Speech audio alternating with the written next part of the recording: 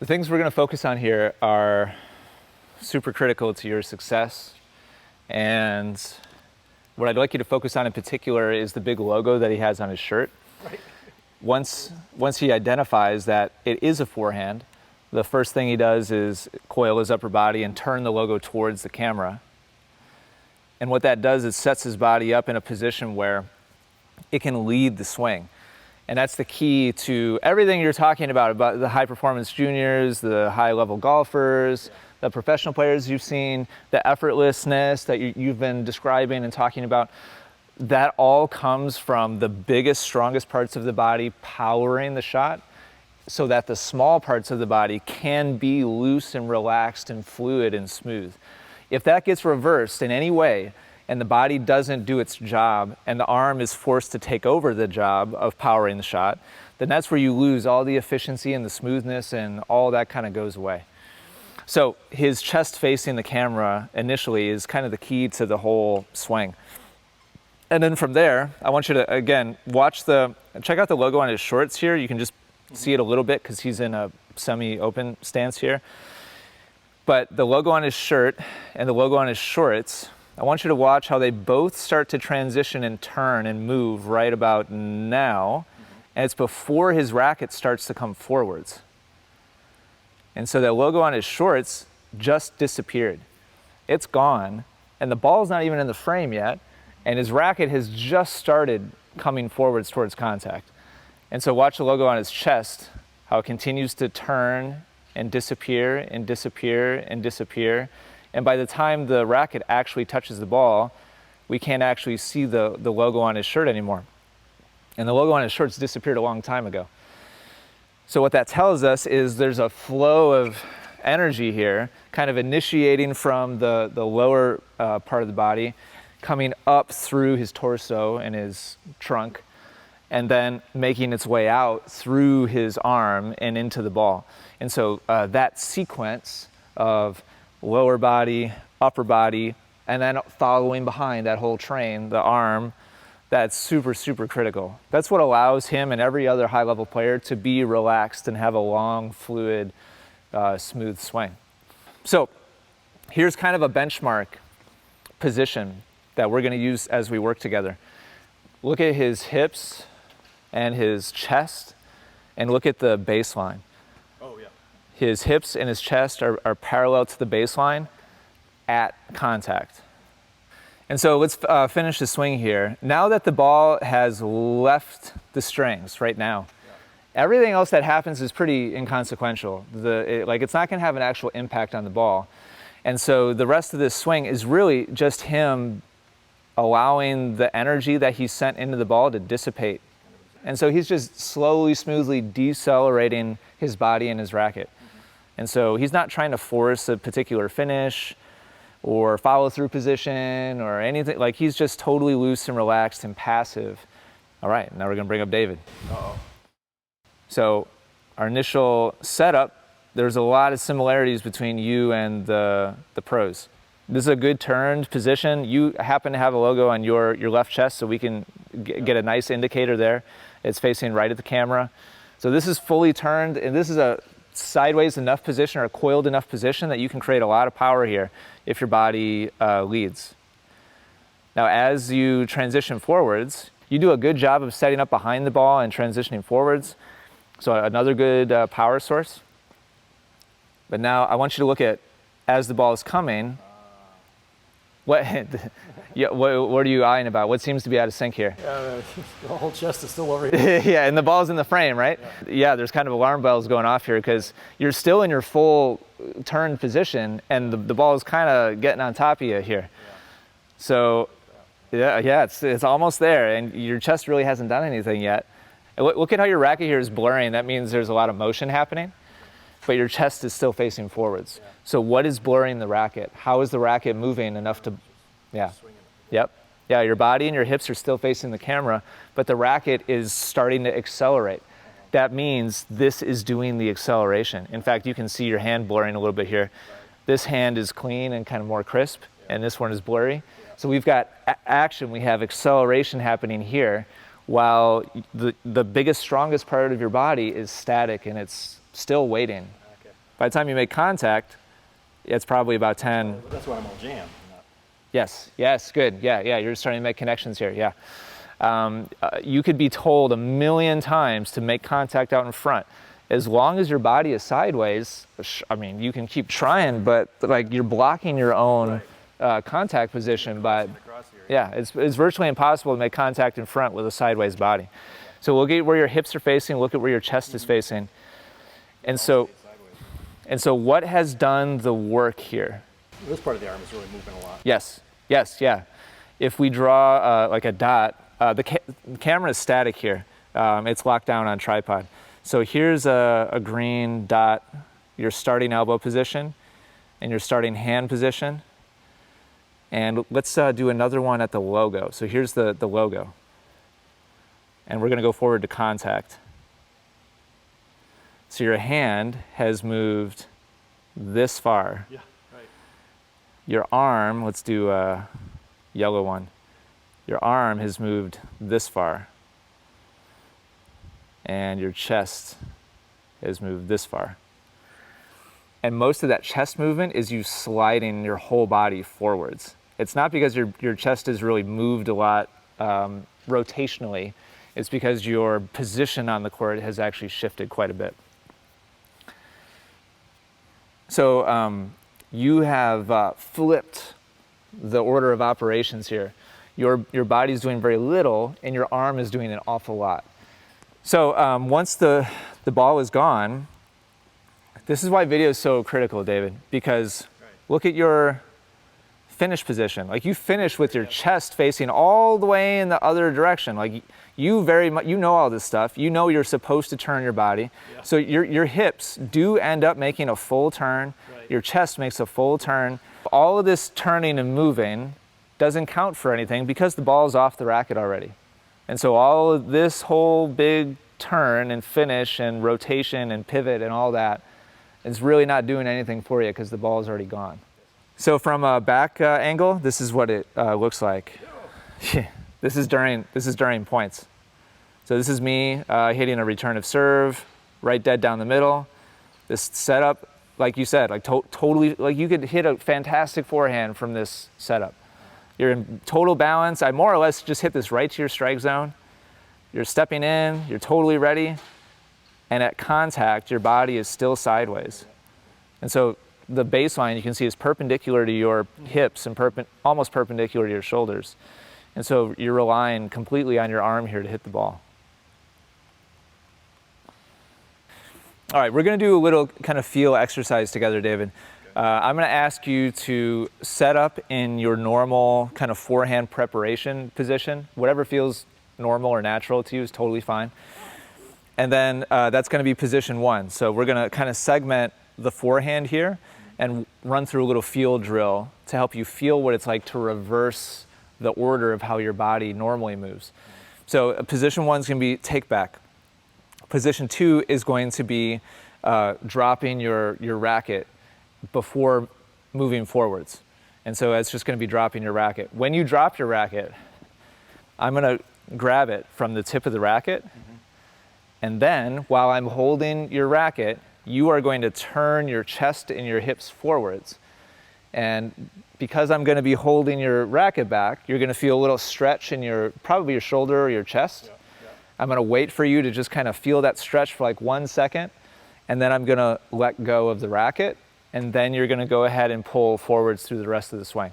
Okay. So the goal of this exercise is to get you to feel what it's like to have your body go first and then have your arm follow behind. All right, set up. Drop.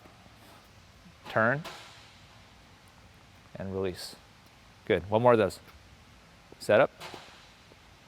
Drop. Turn. Release. Good. Here's setup. Here's the drop. Here's the chest pulling. Now this part we're exaggerating on purpose. Oh, you're holding it. Yes, but can you see the similarity here? Yeah, obviously your arm is detached a little bit more from your body because I'm literally holding onto the racket. But can you see how your chest and your hips are now leading the swing? Yeah. Just like Roger's chest and hips are leading the swing and his racket is following behind. And so when I let go, you've already begun that transition forwards. And so when the imaginary ball would be arriving, look at this. Yeah. Look at how similar your body positions are. We've exaggerated it. This is for your benefit to be able to feel the different. This must feel wildly different than what you're used to. Yeah. And it's because it's literally the opposite of what you're used to doing. You're used to your arm going first and your body following. Right. And this is your body following first. I'm sorry, your body leading first and your arm following. It's the exact opposite of what you're used to doing. Yeah. And so by the time contact would be made, obviously your body would be facing forwards because it's already made that transition into that position. Go ahead and go back to the middle of the service line. And you're going to guide yourself through this now without me holding on to the racket. Right in the middle of the service line, please. And to begin with, David, I want you to actually segment this, meaning you're going to set up, you're going to go just piece by piece, okay, so you can mentally keep track of this.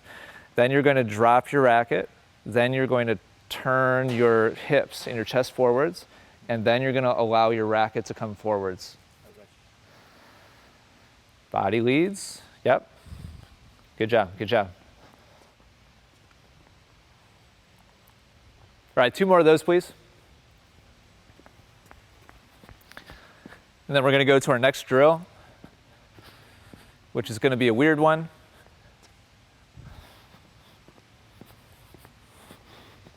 Okay, so in a moment, I'm going to ask you to do 2 practice stretches, and then I'm going to toss a ball out to the side.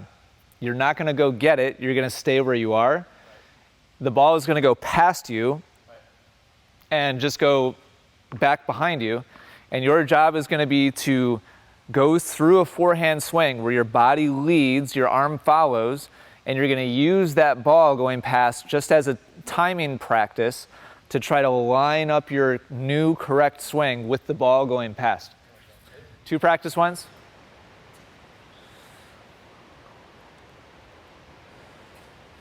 Again, body first. And now 2 fake tosses. Body first. Yeah. Body first. Good. Let's look at that. Is the body leading? Oh, yeah. Yeah, that's big. That's big. Look at that. Yeah, huge. Look at, we don't even see the ball yet. Right. How great is that? That's good, yeah. Yeah, it's fantastic. You remember what it was like before? Where I was like inching the video forward and it was like, oh no. As the ball got closer and closer and closer to your body. So let's see how well you timed it. Wow. So did you get to parallel before contact? Yeah. Yeah. Yeah, waist in. Nice job. So you're a little early on this, which means you had tons of space. Right. You could have waited a little bit longer. But that's fine. Like we're not necessarily, we're not going to get super obsessed about you like lining it up perfectly. This is just a feel exercise. Here's your, I mean, it's really hard to even compare these, to be totally honest. Like the ball, like we're going to be waiting so long for the ball on the right side, whereas the ball's already on top of you on the left side because you're only relying on your arm to hit this ball. So there's the old contact position. Here's you actually using your body to lead the shot.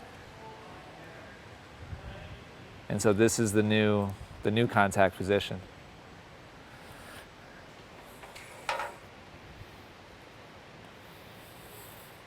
Feel the stretch and then just let it go. 2 fakes. Fake. All right, David, now we're going to do a shadow swing, then a fake, and then the third one, I'm going to try to toss it right to your strike zone.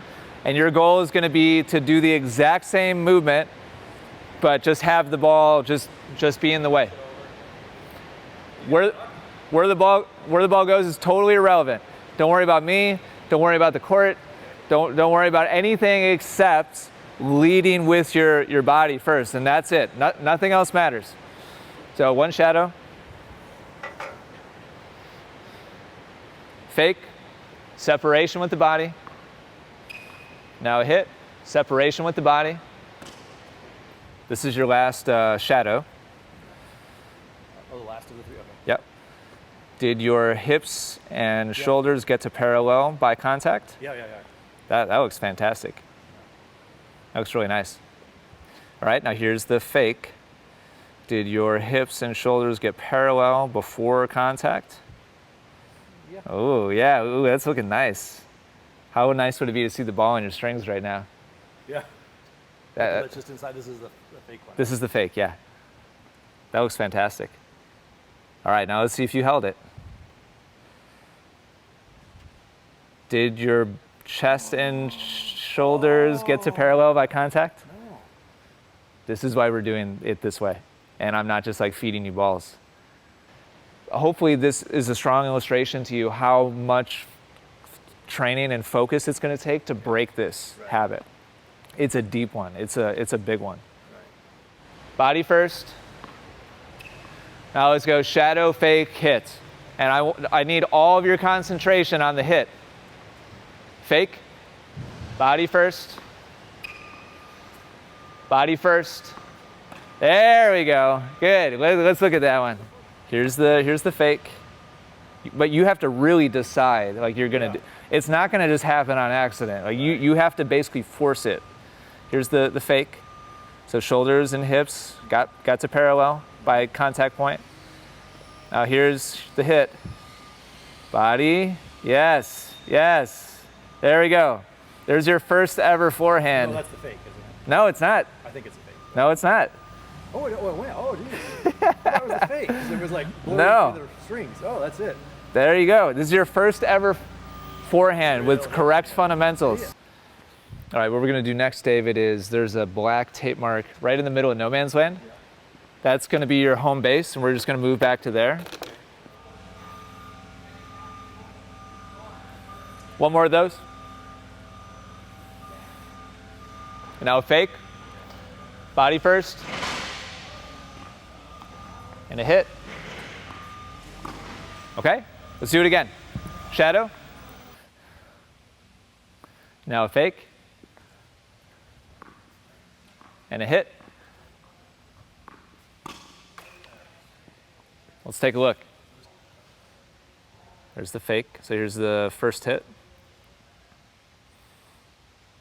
Real close. Pretty close, yeah, you're just short of it. Barely short, yeah. That's good. Yeah, that's like an A minus. I mean, Okay. Yeah. very close to perfect. Yeah. All right, here's the last one where you felt like you were just a little bit short. They've all actually been right on time Just so far. right there, yeah. Yeah. So frankly, I mean, this is already a big success.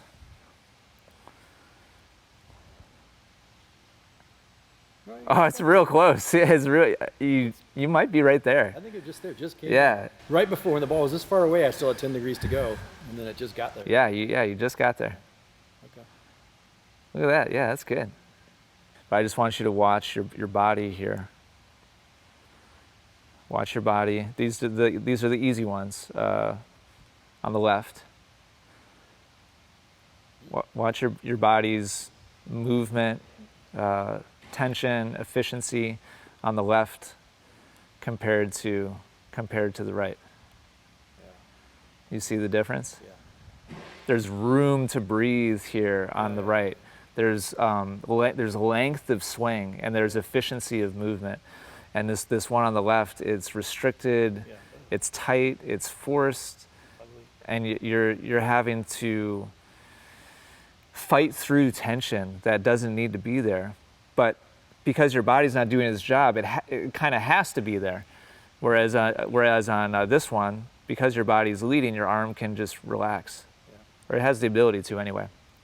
And I want to be really clear, David, that this is just the first step in like a marathon. I don't want to sound like a downer or anything, but we've gotten to this point on the right in a very controlled environment, and the process of you doing this in a match is going to take time. Yeah. And it's going to take dedication on your part to be able to do that. You can do it.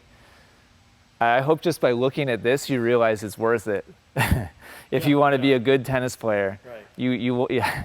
Yeah. The tennis player on the right looks dramatically more athletic, calm, peaceful, effective than the tennis player on the left. So I hope you stick with it.